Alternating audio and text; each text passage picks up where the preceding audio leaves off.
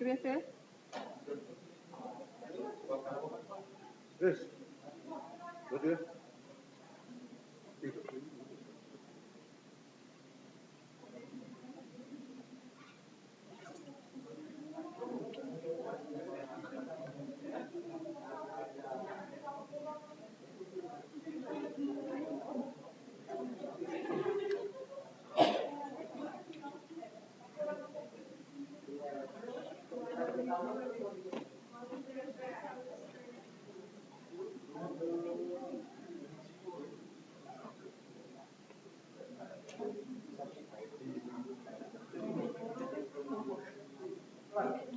Okay.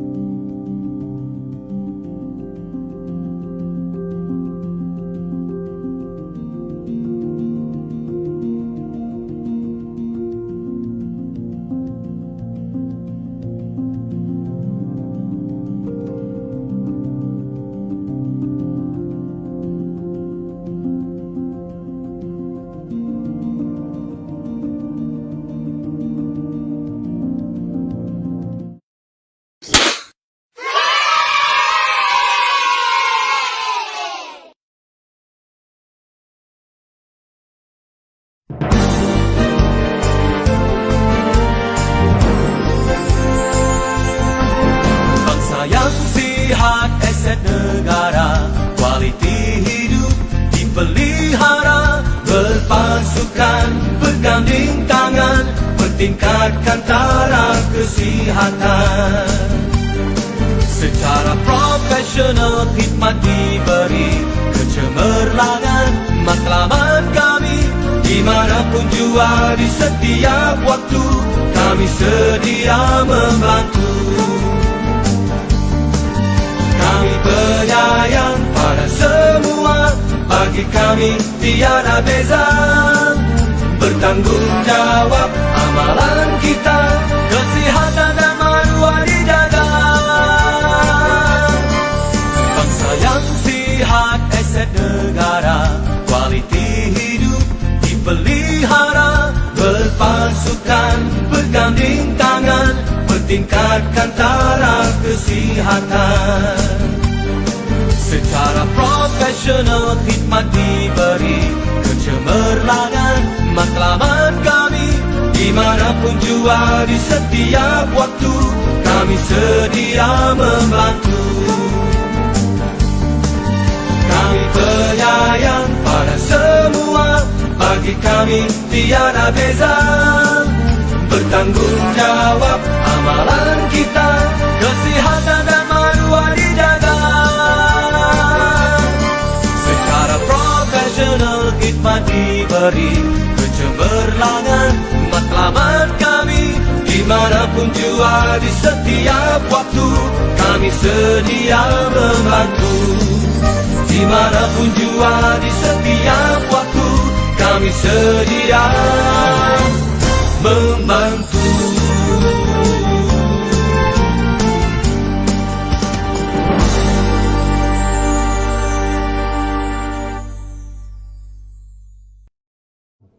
Saya lihat di media sosial ada suami yang mula memakai baju kelawar isteri mereka. Ada yang mengayuh basikal dalam rumah. Ada juga yang mengubah ucapan saya menjadi lagu rap. Kesana, kesini, kesana, kesini, kesana, kesini, kesana, kesini, kesana, kesini, kesana, kesini, kesana, kesini, kesana, kesini, kesana, kesini, kesana, kesini. Tetapi jika saudara-saudari masih bergerak ke sana, ke sini, ke sana, ke sana, ke sini, ke sana, saya harap ini bukanlah kejadian yang pelik. ataupun buang tabiat kata orang. Ini adalah sebahagian daripada kreativiti anda semua untuk menghilangkan rasa bosan duduk di rumah.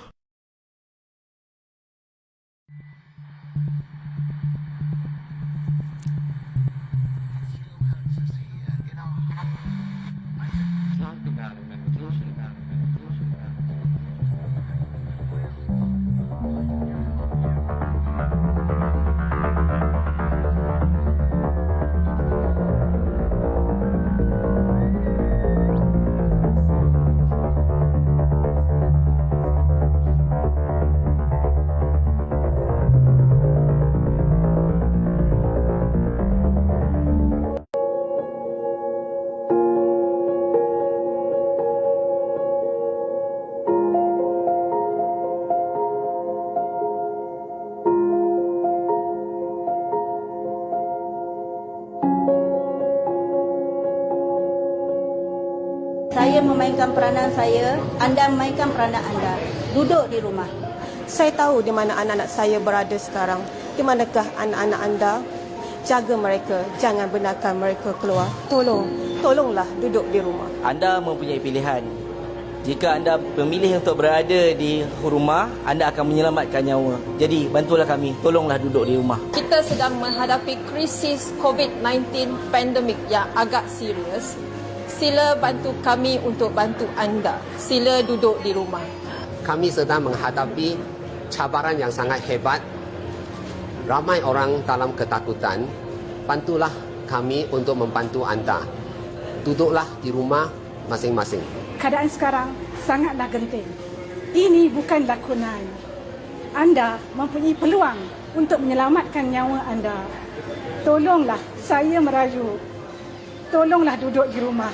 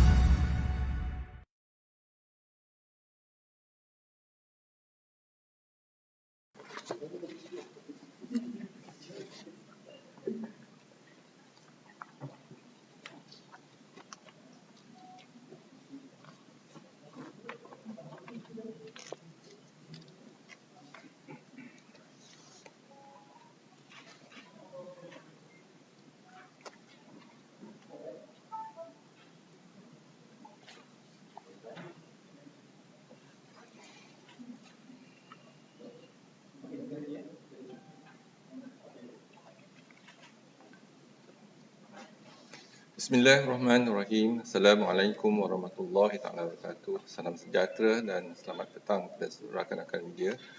Berdiri sebaris dengan saya adalah Datuk Dr. Rohaizat, Datuk Dr. Hisham Shah dan Dr. Nurhayati Rosli. Kementerian Kesihatan Malaysia ingin memaklumkan bahawa terdapat 166 kes yang telah pulih dan dibenarkan discharge pada hari ini. Ini menjadikan jumlah kumulatif kes yang telah pulih sepenuhnya daripada jangkitan COVID-19 dan telah discharge daripada ward adalah sebanyak 1,487 kes, iaitu bersamaan dengan 36.1% daripada jumlah keseluruhan kes. Sehingga 8 April 2020 jam 12 tengah hari, terdapat 156 kes baru yang dilaporkan. Ini menjadikan jumlah kes positif COVID-19 di Malaysia adalah sebanyak 4,119 kes. Ini bermakna bilangan kes yang didischarge hari ini juga adalah melebihi bilangan kes baru yang dilaporkan.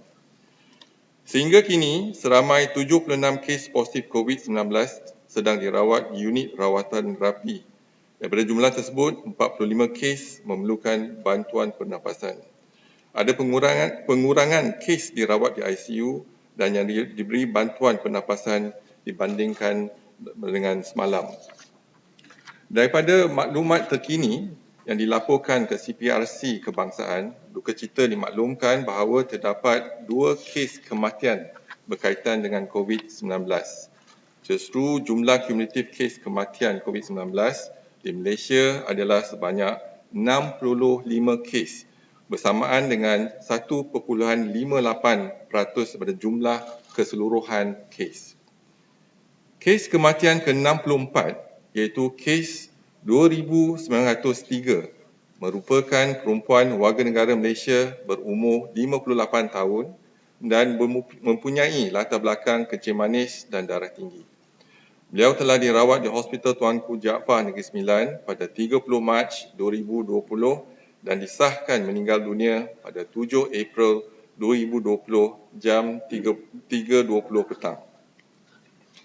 Kes kematian ke-65 iaitu kes 1906 merupakan lelaki warga negara Pakistan berumur 69 tahun dan mempunyai latar belakang penyakit kencing manis. Beliau telah mempunyai sejarah menghadiri perhimpunan di Seri Petaling. Beliau telah dirawat di Hospital Kuala Lumpur pada 22 Mac 2020 dan disahkan meninggal dunia pada 8 April 2020 jam 9.30 pagi. Kementerian Kesihatan mengucapkan takziah kepada ahli keluarga mereka. Ingin dimaklumkan, Kementerian Kesihatan Malaysia telah mengesan sebuah subkluster di daerah Rembau, Negeri Sembilan yang berkaitan dengan perhimpunan di Seri Petaling. Ini merupakan satu kluster yang melibatkan kaki tangan sebuah sekolah dan kemudiannya beberapa lokaliti di dalam daerah Rembau, iaitu Pedas, Pilin, Kundur dan Batu Hampar.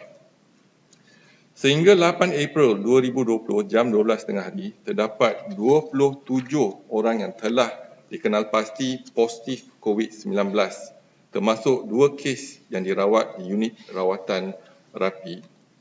Kluster ini mula dikesan apabila keputusan ujian COVID-19 adalah positif bagi beberapa guru di Sekolah Menengah Kebangsaan Pedas.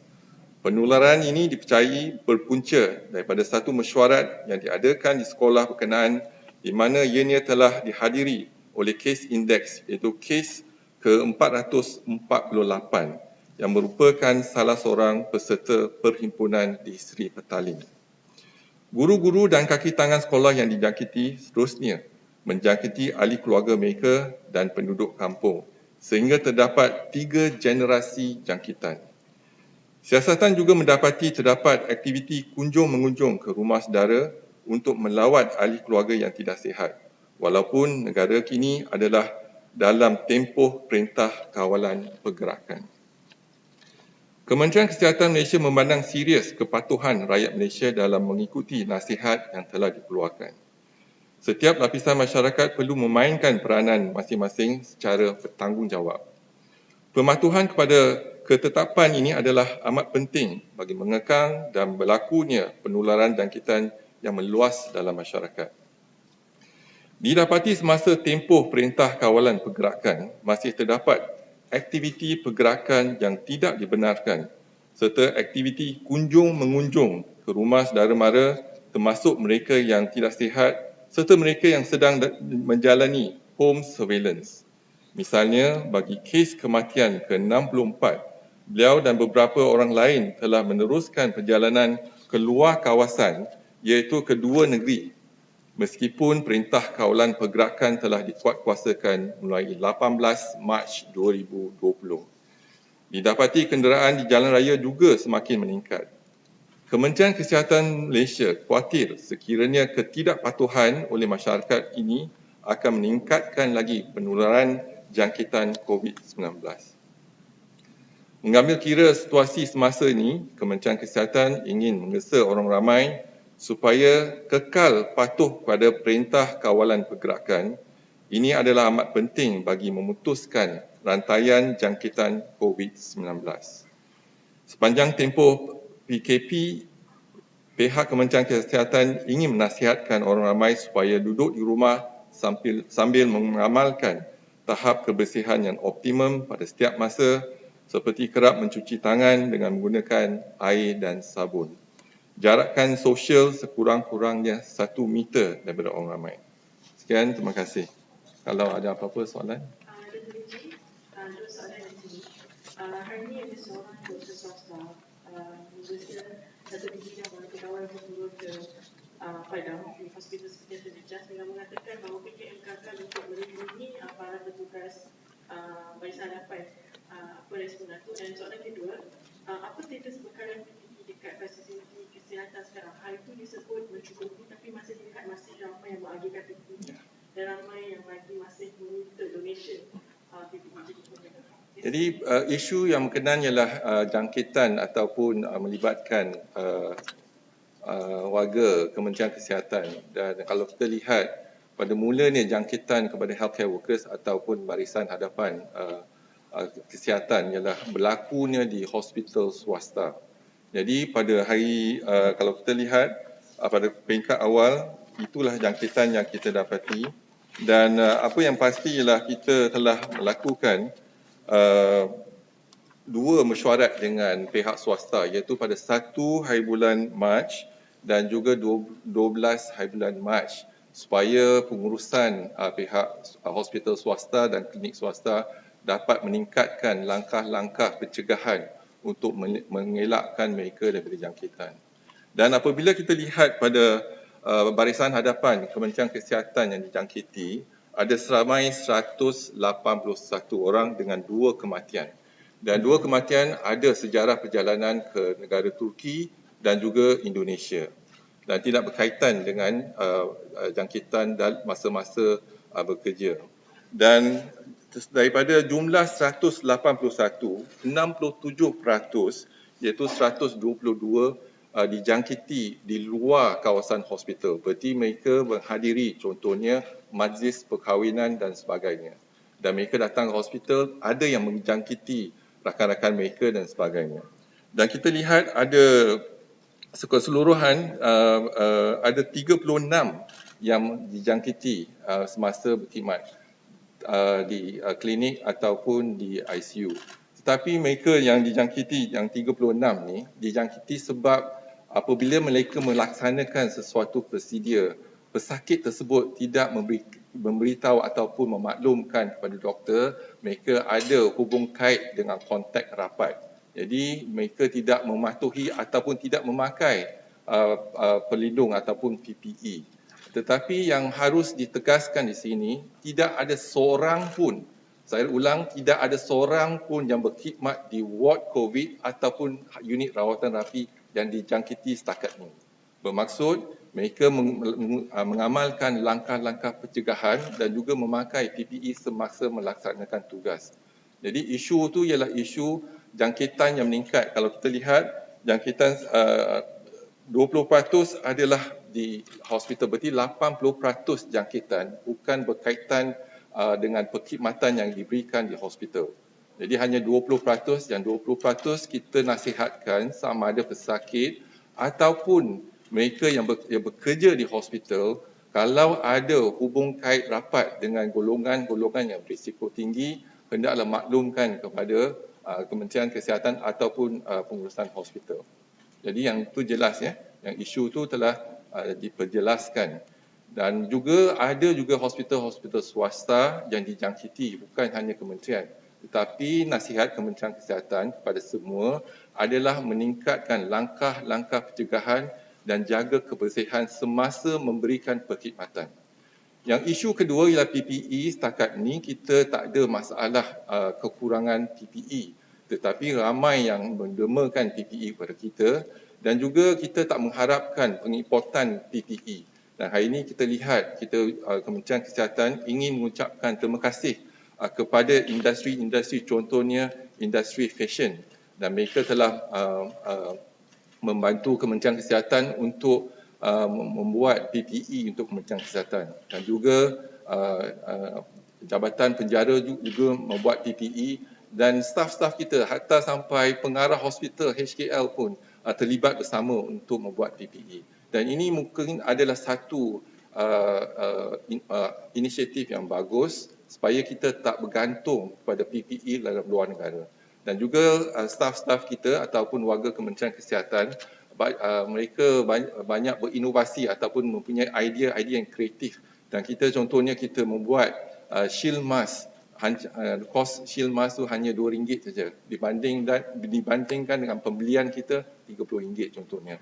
Jadi inovasi ini boleh diguna pakai untuk kita mengguna dan juga perluaskan penggunaan di negara kita. Okey, Datuk, masih lagi berkaitan dengan petugas Barisan Harapan KKM, nak tahu juga adakah mereka ini semua yang akan disaring sekiranya berhadapan dengan pesakit-pesakit ataupun mereka hanya akan disaring sekiranya bergejala sahaja? Kita menyaring pesakit ataupun barisan hadapan secara berkala, berkhidmat secara berkala. Bukan hanya di hospital ataupun fasilitis Kementerian Kesihatan, dan swasta pun mereka laksanakan. Jadi kita tak tunggu sama ada mereka dapat gejala dulu barulah kita nak saring. Tapi kita saring cara berjadual. Jadi kita dah setakat ni kita saring lebih daripada 2,000, tetapi yang positif tu hanya 181.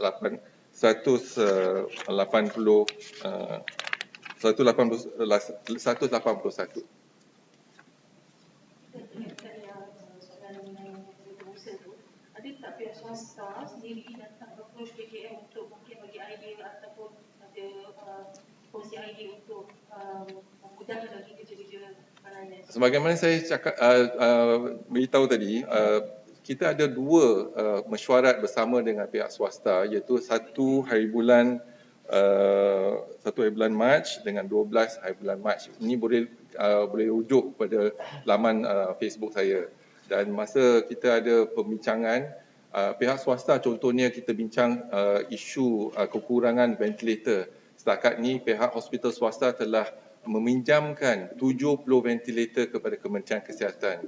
Jadi kita dapat lihat kerjasama padu antara pihak swasta dengan Kementerian Kesihatan. Dan juga kita melaksanakan ataupun mereka ada kekangan contohnya dalam memperolehi topeng muka dan juga isu-isu PPE, dan kita bincang bersama.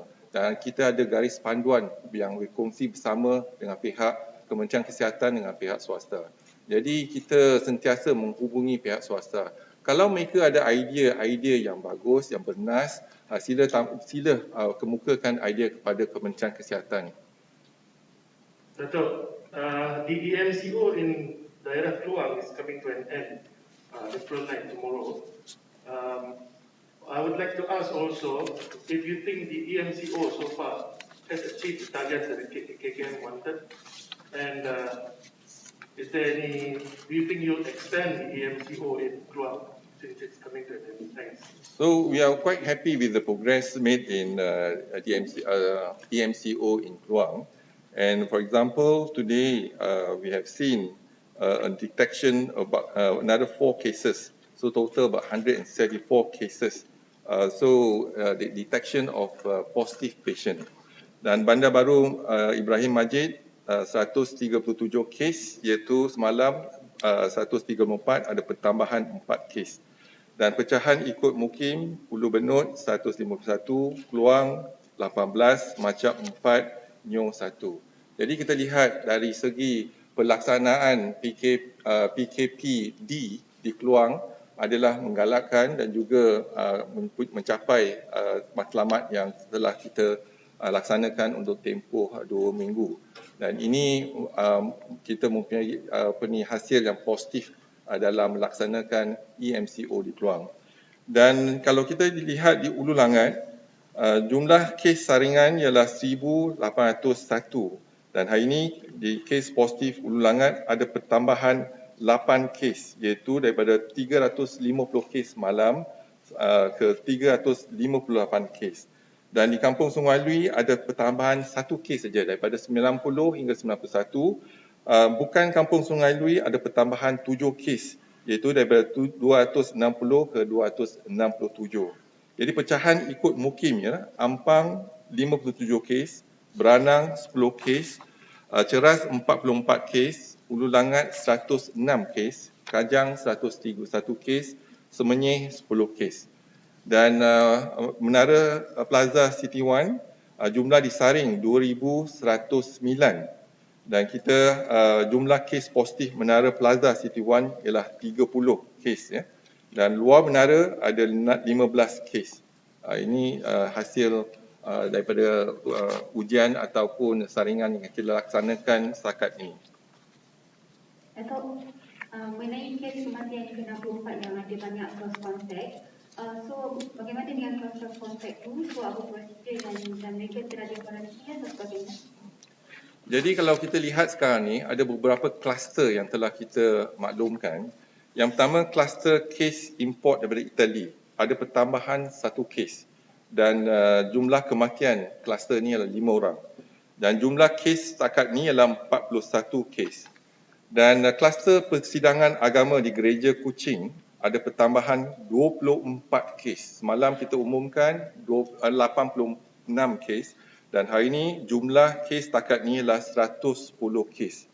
Dan jumlah kematian untuk kluster persidangan agama di Gereja Kuching ialah 2 orang. Dan kluster kenduri di Bandar Baru Bangi ada pertambahan 2 kes. Dan jumlah kes terkini ialah 94 orang. Dan kes yang sembuh 15 dan tiada kematian. Namun begitu, ada 4 kes dirawat di ICU. Dan kumpulan tabligh di Seri Petaling adalah yang kluster yang terbesar, iaitu 1,682 orang. Dan hari ini ada pertambahan 25 kes dan dengan kadar 41%. Ya. Dan jumlah kes di Rembau yang baru saya maklumkan ialah 27 orang.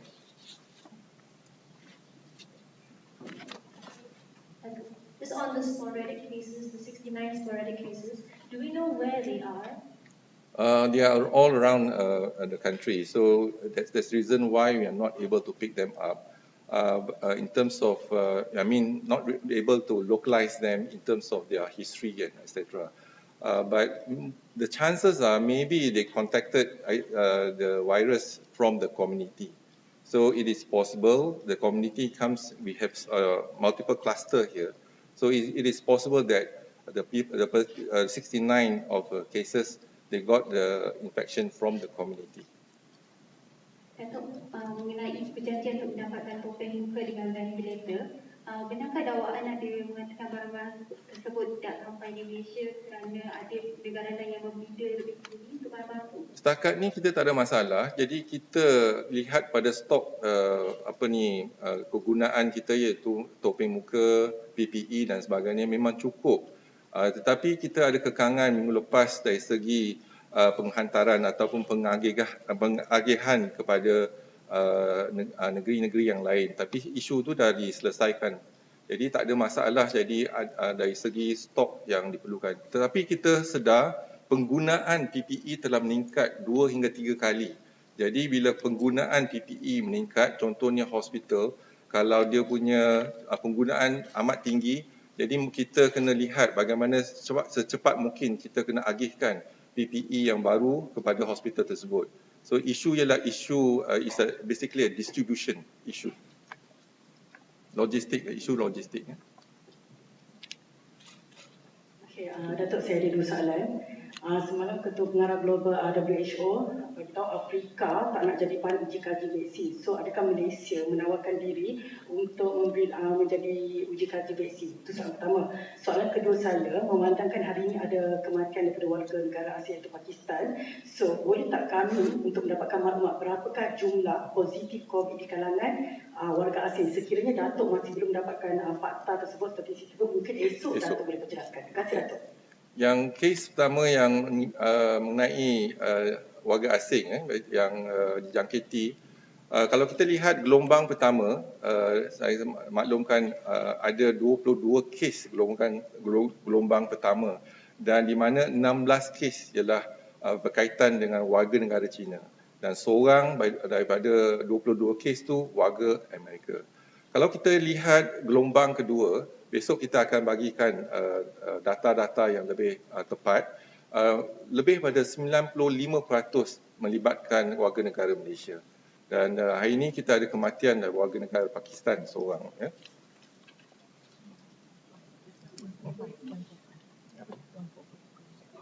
Bukan warga negara ialah 145 orang. Esok kita akan memberikan taburan bukan warga negara Malaysia. Yang vaksin kita bersedia, Kementerian Kesihatan memang kita dikenal pasti sebagai satu negara yang mempunyai pendidikan yang berkualiti, dan kalau ada tawaran daripada South Africa ataupun dari WHO, kita bersedia untuk bekerjasama untuk menjalankan kajian bersama, iaitu kajian vaksin ataupun kajian selain daripada vaksin. Datuk Manusia Pertanian Cluster. Yesterday you mentioned that index cases were 679. Will this cluster trace back to the participant who returned from overseas, who returned from South Korea? So it's true that we have the cluster total 1,682, index cases 765, first generation 694, second generation 190, third generation 19, fourth generation 7, and the fifth generation is 7 as well. So we continue to monitor this group, but we think that after doing our screening for more than 21,492 and also the close contact, especially the family members, I think probably we have achieved quite a significant numbers. But rest assured that we still believe that there are few more not detected yet. Maybe they are still abroad, they have not come back yet. So, but what's more important is for them to come to our facilities to be tested. So we encourage them to come forward to be tested so that they can protect themselves, they can protect their family, and they can protect the community. Last question. Sorry, one more. On the Malaysian arrivals who are being quarantined at hotels, right now there seems to be a list of food items that are banned, that can be durian, maggi meat, vegetables, fruits. Can we know what is the ministry's basis for this list of banned items? So for those Malaysian returnees, it's been managed by NATMA and MKN. So Ministry of Health, we have our advisory in terms of do's and don'ts, but our role is basically to screen them, to make sure that they have no symptoms. If they have symptoms, we will isolate them, we'll test them, we'll isolate them, and we treat them. So I think it is indeed a challenge for us to look into it, but this is how we think that if we can actually quarantine them for 14 days, we can assure that we can actually break the chain of infection, of COVID infection. But I also like to mention about the death, 65 cases that we have. And if you look into the data that we have today, 60% of the death age more than 60 years and above. And the cluster tablik, Sri Petaling, death is 30%. And in terms of comorbidities, diabetes, hypertension, or ischemic heart disease or cardiovascular diseases, so the percentage is about 75%. So it's quite high for those who have comorbidities, because the symptoms will be worse than a person who do not have a comorbid issues and problems. Datuk Doktor, pasal PKP yang akan berakhir 14 April ni, so kita mungkin dalam 2 hari itu akan tahu yang Datuk Doktor jelaskan. So ramai netizen menyuarakan kebimbangan kalau PKP ni di end on the 14th, because the hotspot is increasing and the new case detection is also increasing. Mungkin KKM pandangan awak mengenai PKP ni? We are monitoring very closely every day in terms of the increased positive cases and also the distribution or the distribution in the states as well in the district area. So as far as we are concerned, there is no exponential growth that has been seen in our cases. Although we have not won the war yet, neither have we lost the war. But what is more important is for us to monitor closely, and perhaps we need to have a few proposals But more importantly, Ministry of Health is based on facts and science.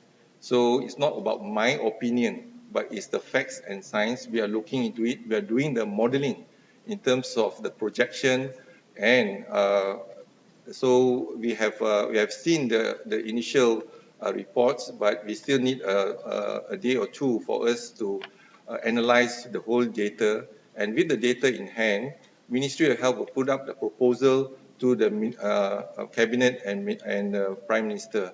So the decision, I feel, option is available, and the decision is up to the Cabinet and the Prime Minister.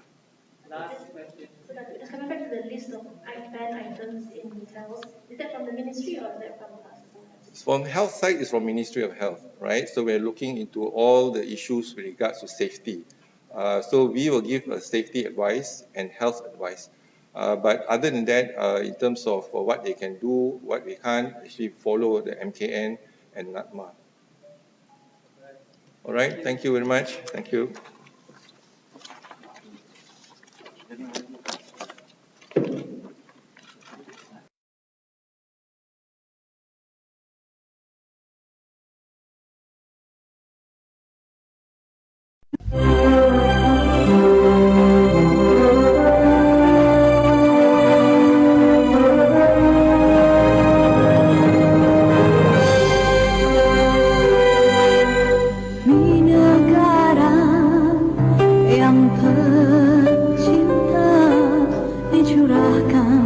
bakti penuh setia demi raja yang disanjung tinggi, kesetiaan tak berbelah bagi kepada pemimpin, kepada rakyat, hikmat diberi penuh